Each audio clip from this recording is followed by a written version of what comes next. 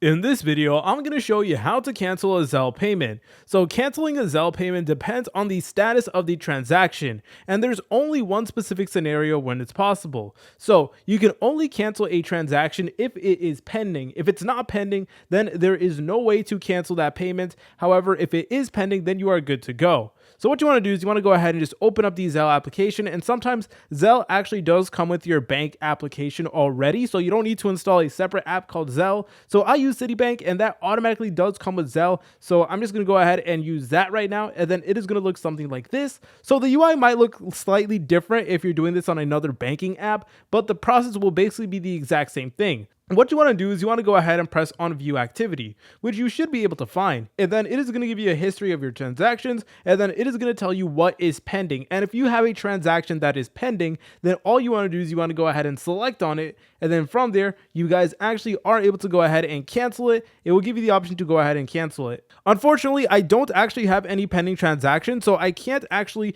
cancel any type of payments or anything like that. However, if your payment is pending, then you guys can go ahead and actually cancel that transaction.